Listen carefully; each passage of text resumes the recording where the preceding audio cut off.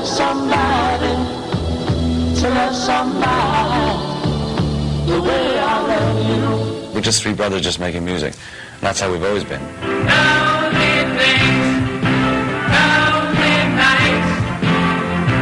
When will I be without my woman? Child talking, so misunderstood. Child talking, you really know. Nobody expected anything like what happened with Saturday Night Fever.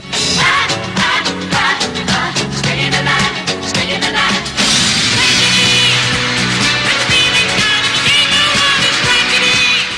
I think it's a mistake to think that you've made it or you've arrived. There's no real place that says You should never arrive. The journey is where the fun is. I think you should always be on the journey.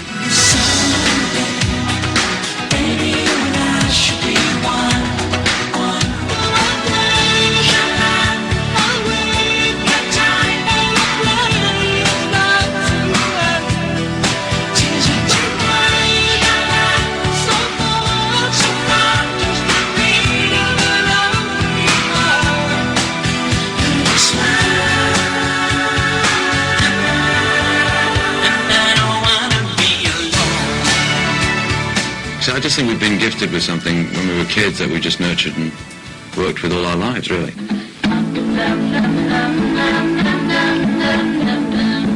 We started out when we were little kids playing on street corners for the fun of it. And we just started singing Lollipop, that old Lollipop song. And my dad went past the door, saw dollar signs and came. We all agreed when we were children that we were going to be a famous pop group. Before we ever became teenagers, there was never a doubt in our minds that that's where we were going. Well, I'm an old man now, and I'm born with the grace. People won't believe me, but there's truth in what I say. Many hearts are broken and a lot of tears are shed. The sky was black and the battlefield was red. When we left Australia, this was something we had to do, not necessarily something we wanted to do, but we wanted to become famous internationally. And in those days, there wasn't the communication between countries that there is today. So in Australia, Well, the industry was very young in Australia in those but days. you couldn't become internationally famous living in Australia. Where is the girl I love? All in all, the girl that I love, she is gone. That was one of about 20 songs they sent from Australia. And I received them when they were on the high seas heading for London. And they were very pessimistic because a lot of people advised them not to go. And it was very hard for them because Spicks and Specks was their first #1 hit in Australia. The Spicks and the Specks all my life gone away. All of my life. The best thing that ever happened to us was meeting Robert. And he is responsible so much for what we've achieved in our career. He was the one that completely fashioned the Bee Gees' career in those early days and did everything to bring the Bee Gees to international recognition.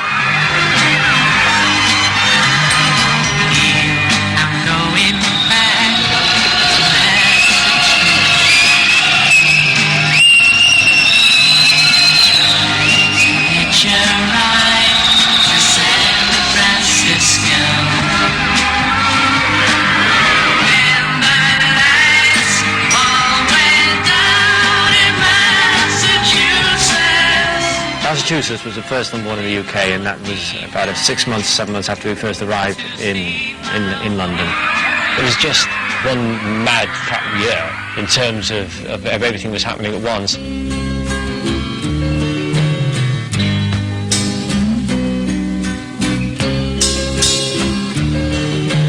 I started a joke which started the whole world crying. But I didn't see that the joke was on me. I'm speaking to you from a club in Hamburg, and I'm Barry Gibb of the Bee Gees. Robin here. Robin, we've heard rumours that the group is splitting up. Would you like to verify those rumours? If I was to say that was true, then I would be the Premier of Russia. Well, we broke up for about 15 months. Yeah, that was 15 months. And it was very painful because we're three brothers. but our egos were out of control. We were very young. We had more money than sense. It was heartbreaking for us because we love each other very much. But this was all overtaken by the concept of being famous and the ego, and everybody's girlfriends sort of saying, well, you're the best member of the group, you know. But when you become famous for the first time, you go completely out of control. And then you lose, then you go down again. And you realize that the people who hung around you when you were famous weren't really your friends. And the people who really care about you stay with you when you go down, you know. Like your lawyer. Like your lawyer.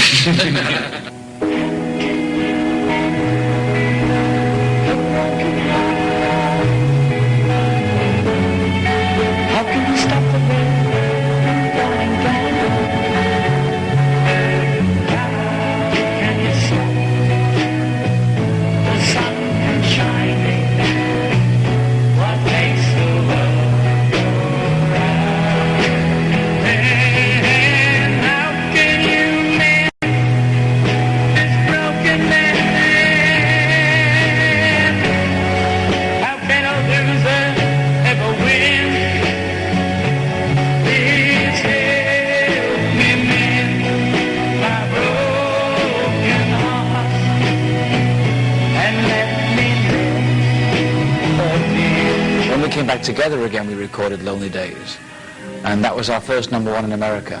Good morning, Mr. Sunshine. You lighten up my day. Sit beside me in your way.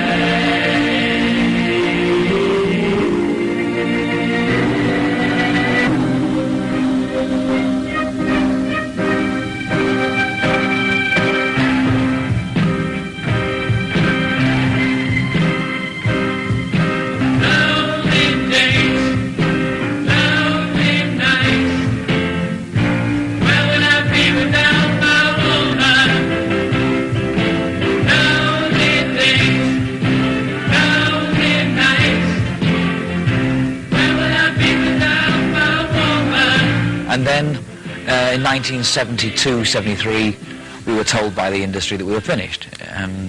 We had our hits in the 60s, and we'd had Massachusetts and all that, Gotta Get a Message to You and all those songs. And mid-70s, we were finished. I think that was just the 70s. What happened was, suddenly a whole society wanted to learn to dance.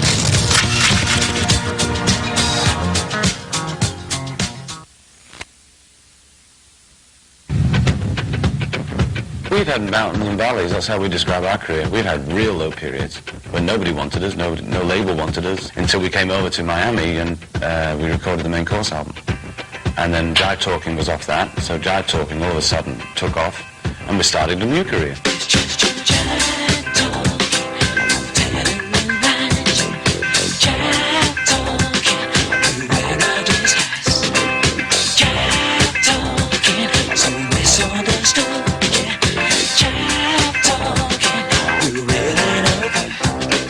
To America. Robert Stigwood moved his company to America. We felt that England had lost interest in the group. And also the scene in England was dead. Had virtually gone very stagnant at that point. So we decided to, well, let's move to America for a few years, and it virtually became the Americanization of the group. We became much more influenced by American music, much more influenced by R&B records, Tamla Motown. See, we even asked Aretha Mardin, who was one of the greatest producers of our time, who worked with Aretha Franklin, the Rascals, and quite a few artists, particularly black artists. And that's why we asked him to do the Main Course album with us, because we wanted his influence, we wanted his kind of niche in the R&B field.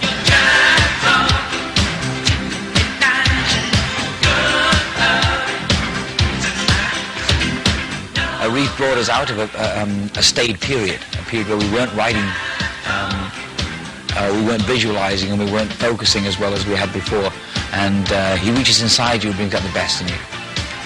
And I think that's what a producer really should be.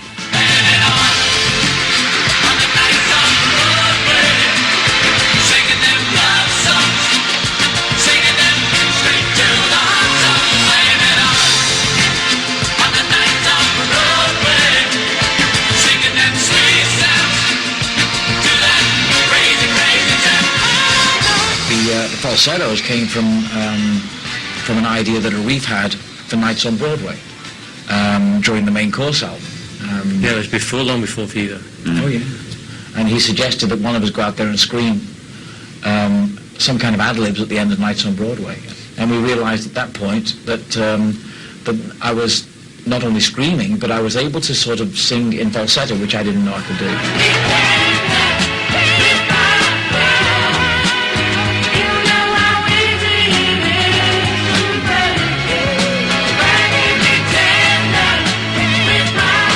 We were in France recording what we thought was our new album, and we were about halfway through the album, and Robert Stigwood and Al Curry came to France to meet with us and showed us a script of sorts and asked us if we'd write about 4 or 5 songs for this film. And I think More Than a Woman, Staying Alive, How Deep Is Your Love, and Night Fever, I think all were part of that album we were working on and became part of the soundtrack.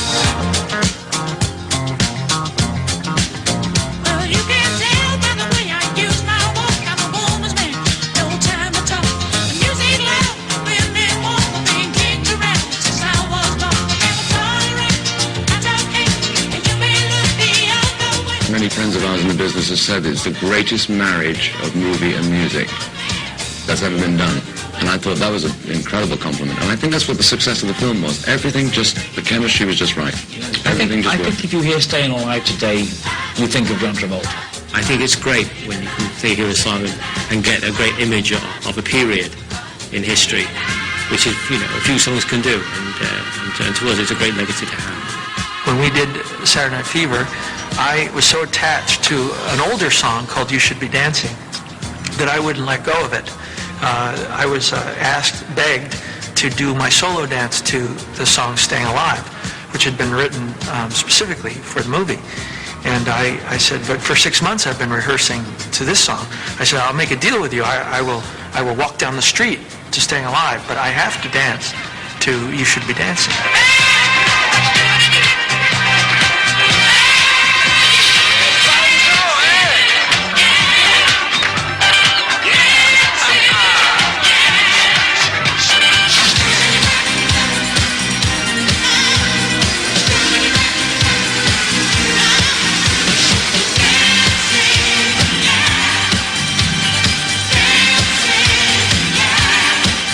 In every decade there is dance music, and I think that was just the 70s.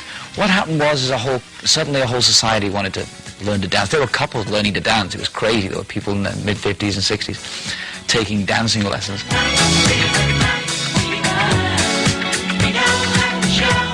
We didn't write the songs for the film.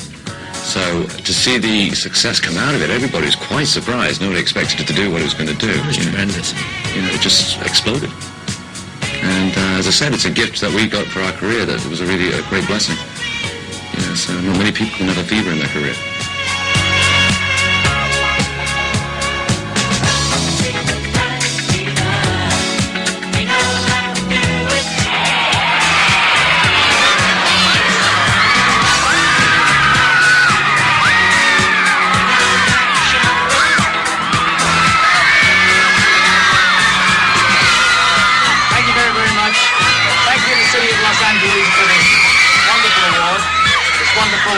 Gees Day honor and the star, of course, on the boulevard.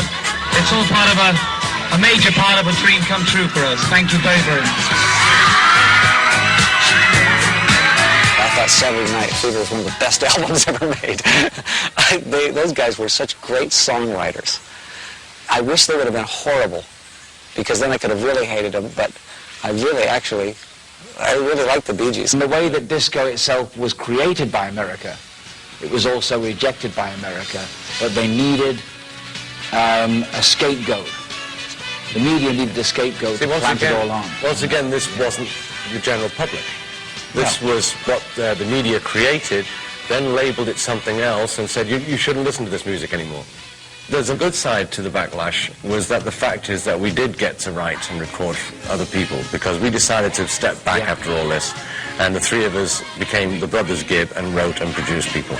And we had Barbra Streisand, Dionne Warwick, Kenny Rogers and Dolly, Diana Ross, So we got that opportunity to expand on our writing, our production skills. With every artist that wants longevity, there's always a constant reinvention in progress. It's not a question of recreating yourself for the sake of selling records. It's a case of evolving. And I think being songwriters is very important and instrumental in that.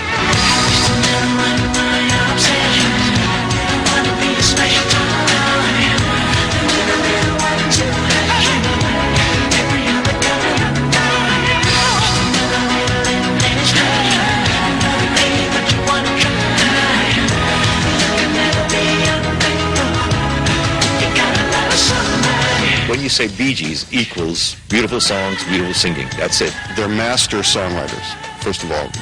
Some of the best songs in pop music have been written by them. And they're, seasoned and great record makers and great singers. Bee Gees are just magical, totally magical. When Robin, Maurice, and Barry get together on the mic, it's pure magic. Let me just sum it up with this phrase on your international award. They're recording to sold well over 100 million copies worldwide, making them one of the top 5 most successful artists ever. Congratulations and good luck on your upcoming world tour.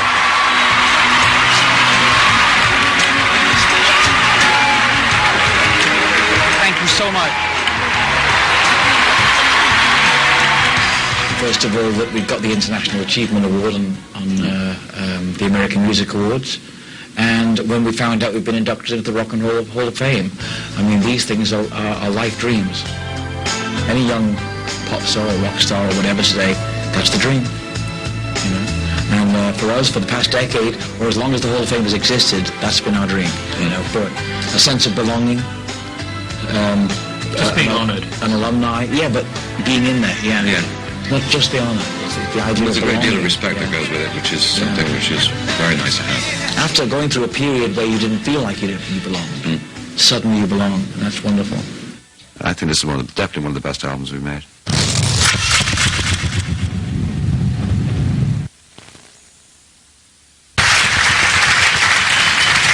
Okay, so let's do a little bit of the new song, which is the title of the album, called Still Waters. And it goes something like this. 3, 4.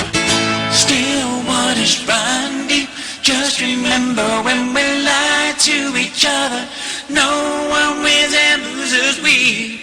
Reflections will show this connection. We can lean on each other. This is all we need to know. It's the Bee Gees that the old fans will love, and I think the new fans who listen to this album will be very surprised. We just brought them into the 90s without changing them. Can touch you in my hands, time. Don't take no extra feeling. Your imagination just run and measure my love. Hear me tell, because not those tears you cry. We can ride and stop together. Know the love that lasts forever. And forever. And forever. These are the things the records are made of. These are the things. It's good. The up-tempo song, we'll just call that Surrender, which I think is just a out-and-out smash hit, bottom line, 90s, modern. Put it on the radio tomorrow and it's right there with everything else.